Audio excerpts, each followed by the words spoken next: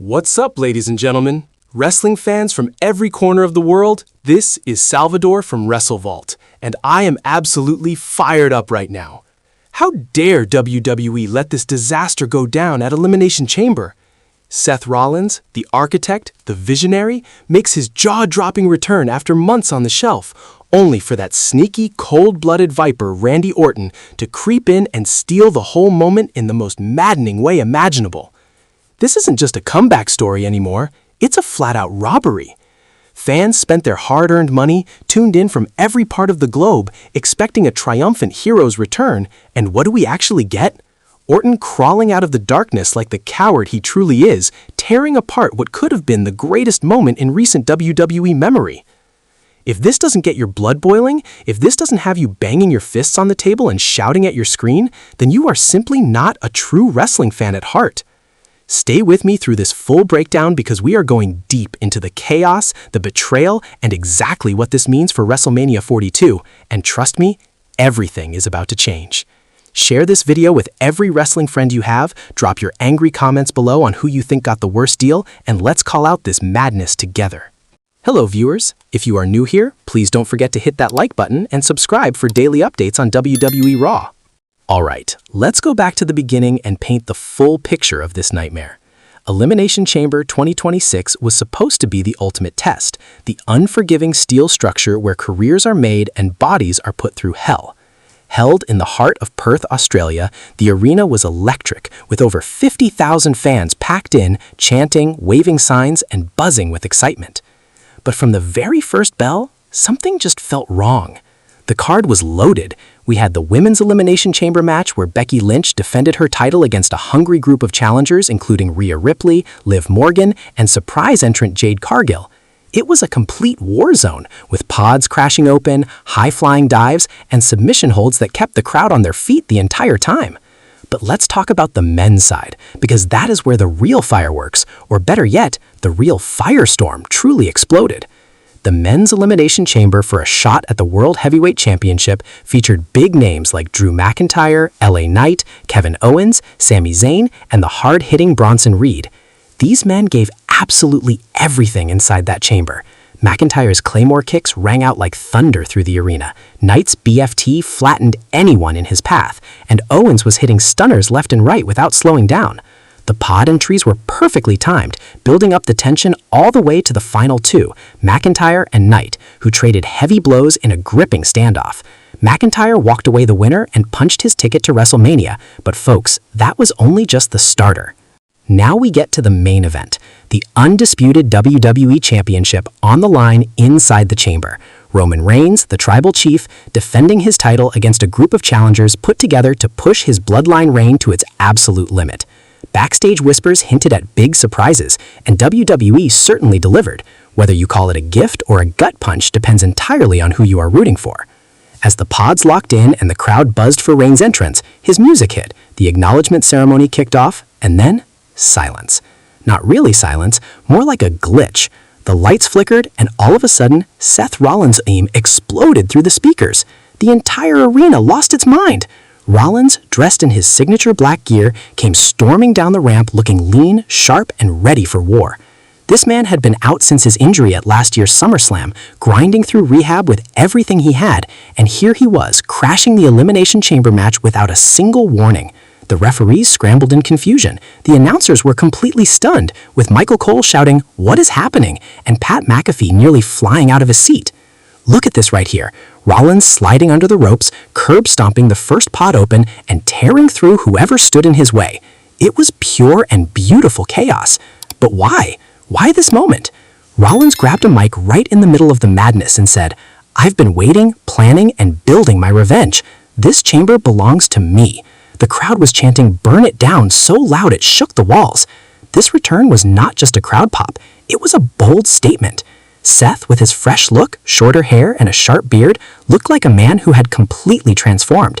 He eliminated Gunther with a pedigree, super-kicked Jey Uso clean out, and then locked his eyes on Reigns. And then the Viper struck.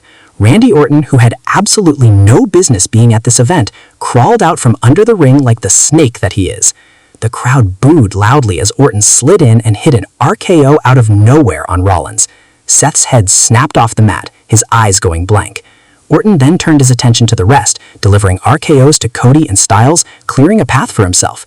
But then came the twist that sent the internet into a complete frenzy. Orton helped Reigns keep his title by distracting the referee during a pin attempt on the Tribal Chief. Reigns hit a spear on Cody for the win, but Orton stood tall, posing with the championship as if he had earned every bit of it himself. This is where the outrage truly peaked. How does WWE allow something like this? Orton, a 14-time champion, the legend killer, turns heel in the most disgusting way possible, robbing Rollins of what should have been a glorious return. Fans are furious everywhere, with social media lit up and the hashtag Justice for Seth trending all over the world. One fan posted, "Orton just tilled the soul of wrestling." Another said, "This is worse than the Montreal Screwjob." And honestly, they are not wrong. This is not entertainment. This is a slap in the face to every loyal fan who has invested years of their lives into these stories. Let's dig into Seth's return properly, because this man truly deserves his credit before Orton came in and trampled all over it. Seth freakin' Rollins has been the backbone of WWE for well over a decade. From his days in The Shield alongside Roman and Dean Ambrose, now known as Jon Moxley in AEW, all the way to his solo career as the Monday Night Messiah, Seth has never stopped growing. His injury last year, a torn ACL from a brutal match against Edge, took him off the road entirely, but rumors of a big return were always floating around. People close to the situation whispered that Creative wanted a massive moment at Chamber to start building the hype for Mania. And what a moment it was! When his music played, the noise inside that arena was unlike anything heard in a very long time. Fans in Perth were standing, some with tears in their eyes, holding signs that read, "Welcome back, Architect." Seth's promo after crashing the match was on fire. "I've built this company on my back, and now I am here to burn the Empire down." He pointed directly at Reigns, clearly referencing their shared past in The Shield. The in-ring work? Pure Seth. High knees, buckle bombs, and that signature stomp. He wiped out 3 competitors before Orton came in and ruined everything. Now let's talk about the psychology behind all of this. Seth's return was designed to shake up the whole picture. With WrestleMania 42 just around the corner in Las Vegas, the City of Sin, which feels oddly fitting for this kind of betrayal, Seth was being set up as the driven anti-hero challenger. His gear featured brand new details, flames, and blueprints, representing his burn-it-down spirit. Backstage reports say Seth spent much of his rehab training alongside MMA fighters, adding a harder and more grounded feel to his overall game. This was not just a body coming back, it was a mind returning with a mission. Now let's turn to the Viper himself, Randy Orton. This man, folks, is one of the best manipulators in wrestling history. Known as the Apex Predator, Orton's career is full of iconic moments. RKOs on legends like Hulk Hogan, long wars with John Cena, and that legendary pose. But recently, it felt like he was drifting. Mid-card matches, tag team runs with Riddle that were fun but had clearly run their course.